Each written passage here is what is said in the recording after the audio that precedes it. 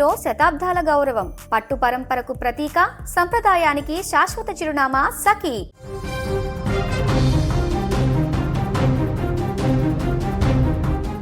అనారోగ్యంతో ఉన్న భర్తను లక్షల రూపాయలు వెచ్చించి హాస్పిటల్ చుట్టూ తిప్పి తిరిగి ఆరోగ్యవంతుడిగా చేసుకోవడం కోసం అహర్నిశలు కష్టపడేటువంటి ఇల్లాలను మనం ఇప్పటివరకు చూసాం. కానీ ఈ ఘటనలో మాత్రం అనారోగ్యంతో ఉన్న భర్తకు ఇన్సూరెన్స్ చేయించి మరీ హత్య చేసినటువంటి ఘటన ఇప్పుడు వెలుగులోకి వచ్చింది. అనారోగ్యంతో ఉన్న భర్తను కంటికి రెప్పలా చూసుకోవాల్సిన భార్య భర్త పేరు మీద బీమా డబ్బులకు ఆశపడింది. అనారోగ్యంతో బాధపడుతున్న భర్త రోజులు గడుస్తున్నా చనిపోకపోవడంతో చంపేసి మరీ రోడ్డు ప్రమాదంగా చిత్రీకరించిన ఘటన ఇప్పుడు కలకలం రేపుతోంది. ఖమ్మం నగరానికి చెందిన చాగంటి రవి ఆటో డ్రైవర్. ఆయనకు భార్య ప్రశాంతి ఉంది. రవి తాగుడుకు పూర్తిగా బానిసై అనారోగ్యం పాలయ్యాడు. భర్త త్వరలోనే చనిపోతాడని భావించిన ప్రశాంతి అతడి పేరిట పెద్ద మొత్తంలో బీమా చేయించాలని నిర్ణయించింది. గత ఏడాది జూలైలో రవికి బావమరిది వరుస అయిన దేశబోయిన శ్రీనివాస్తో కలిసి తమకు తెలిసిన ఓ ఏజెంట్ ద్వారా 66 లక్షల రూపాయలకు ఇన్సూరెన్స్ చేయించింది. సీన్ కట్ చేస్తే నెలలు గడుస్తున్న రవి చనిపోకపోవడంతో బీమా డబ్బుల కోసం ప్రశాంతి పథకం వేసింది. దేశబోయిన శ్రీనివాస్, అతడి స్నేహితులు జోగి రాజ్ కుమార్, జోగి వెంకటేష్, జోగి రాంబాబులను సంప్రదించి రవి హత్యకు ప్లాన్ చేసింది. రవిని చంపితే వచ్చే డబ్బుల్లో సగం ఇస్తానని వారితో ఒప్పందం కూడా చేసుకుంది. అనుకున్నట్టుగానే పథకం ప్రకారం శ్రీనివాస్ ఈ నెల 2న రవిని ఆటోలో ఎక్కించుకొని వెళ్ళి ఫుల్గా మద్యం తాగించాడు. అనంతరం ఖమ్మం రూరల్ మండలం వీవీపాలెం శివారులో అతన్ని వదిలేసి అక్కడి నుంచి వెళ్ళిపోయాడు. అయితే కొద్దిసేపటికి జోగి వెంకటేష్కు చెందిన కారును జోగి రాజ్ కుమార్ వేగంగా నడుపుతూ వచ్చి రవిని వెనక నుంచి ఢీకొట్టాడు. ఈ సంఘటన సమయంలో ఆ రోడ్డులో ఎవరైనా వస్తున్నారా అని గమనించేందుకు జోగి రాంబాబును కాపలా పెట్టారు. ఘటన తర్వాత రాజ్ కుమార్ ఆ కారును ఖమ్మం రూరల్ మండలంలోని తనగంపాడు గ్రామంలోని వెంకటేష్కు మిత్రుడైన సురేష్ ఇంటి వద్ద ఉంచాడు. కారు ప్రమాదానికి గురైందని తర్వాత వచ్చి తీసుకెళ్తానని చెప్పి వెళ్ళిపోయాడు. వీవీపాలెం శివారులో అనుమానాస్పద స్థితిలో ఓ వ్యక్తి మృతి చెందాడని తెలుసుకున్న పోలీసులు మృతదేహాన్ని జిల్లా హాస్పిటల్కు తరలించారు. బంధువులు ఇచ్చిన ఫిర్యాదుతో విచారణ చేపట్టిన పోలీసులు సాంకేతిక ఆధారాలతో కేసును ఛేదించారు. రవి భార్య ప్రశాంతే హత్యకు కుట్ర పన్నిందని తేల్చేశారు. ఇదిలా ఉంటే తనకు ఎలాంటి సంబంధం లేదంటూ రవి భార్య ప్రశాంతి ఓ వీడియో విడుదల చేసింది. తన భర్తను శ్రీను అనే వ్యక్తి మద్యం తాగేందుకు తీసుకెళ్లాడంటూ అనుమానంతో అతనిపైనే కేసు పెట్టినట్టు చెప్పుకొచ్చింది. సో ఆమె ఏం మాట్లాడిందో ఒకసారి ప్రశాంతి వాయిస్ విందాం. పలానా వ్యక్తి ఫోన్ చేసి పిలిచిండండి మా ఆయన్ని.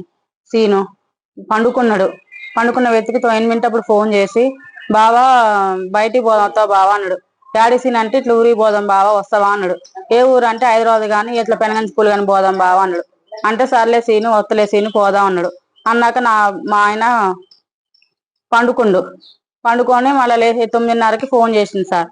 9:30కి ఫోన్ చేసి ఏంది బావా వస్తా అని చెప్పి నేనే ఎత్తా ఫోన్ కూడా.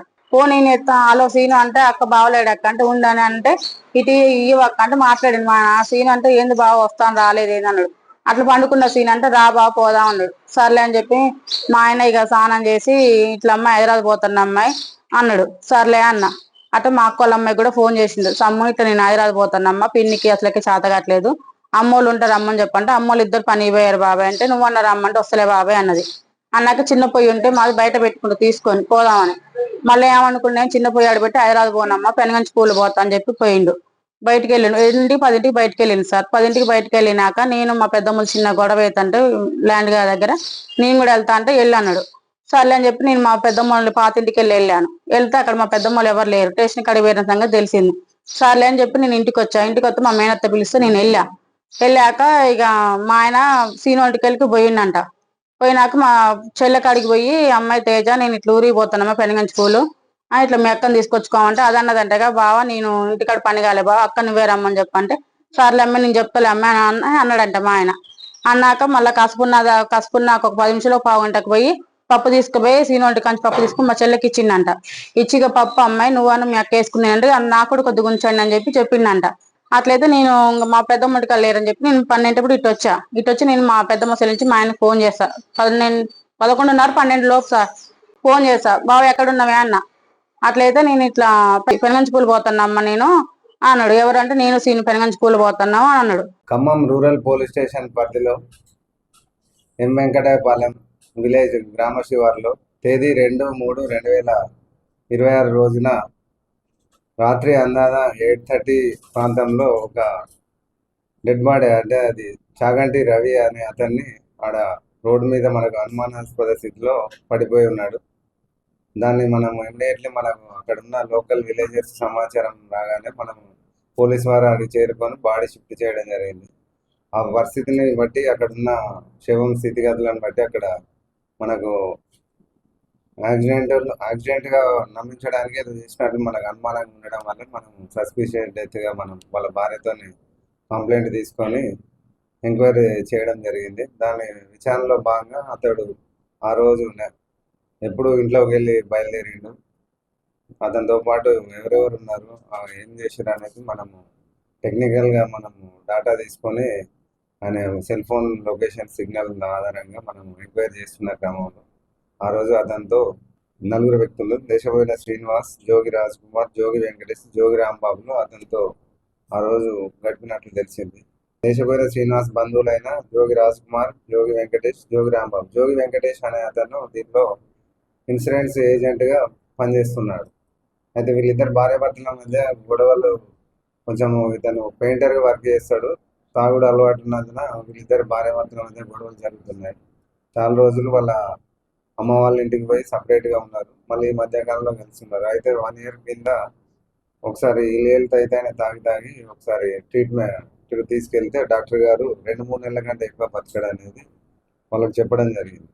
దాంతోనే ఆమె వాళ్ళ బంధువైన శ్రీనివాస్తోని ఎట్లాగే చనిపోతాడు కదా, ఏమన్నా ఇన్సూరెన్స్ ఇట్లా ఏమన్నా చేస్తే మీకు తెలిసిన ఏజెంట్ వెంకటేష్ ఉన్నాడు కదా అని అడిగితే వస్తే అని చెప్పి అతను టాటా కంపెనీలో ఇన్సూరెన్స్ చేయడానికి తీసుకెళ్తే అతడు అక్కడ ఫిట్స్ రావడము, ఆ మెడికల్ రిపోర్ట్స్ అన్ని కరెక్ట్ లేకపోవడం వల్ల వాళ్ళు మేము ఎటువంటి చేయము, అన్ఫిట్ అని రాస్తారు.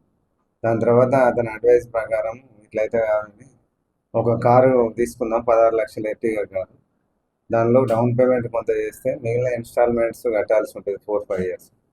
దాని మధ్యలో ఎప్పుడు చనిపోయినా కానీ మనకు ఆ కారు మీద ఉన్న లోన్ మొత్తం మాఫీ అవుతుందని వీళ్ళు ఒక ముగ్గురు కలిసి పథకం రచించి దానిలో భాగంగా ఈ A1 దేశపోయిన శ్రీనివాసు అతనికి 2,47,000 రూపాయలు డౌన్ పేమెంట్ కట్టి ఈ నూతన పేరు మీద ఒక ఎర్టిగా కారు మరియు ఈ ఇన్స్టాల్మెంట్ పే చేయడానికి ఒక అకౌంట్ SBIలో ఓపెన్ చేస్తారు నూతన పేరు. దాంతోనే ప్రతి నెల 34,000 వాళ్ళు ఇన్స్టాల్మెంట్ పే చేయాల్సి ఉంటుంది. అదంతా ఈ దేశపోయిన శ్రీనివాస్ చేస్తున్నారు.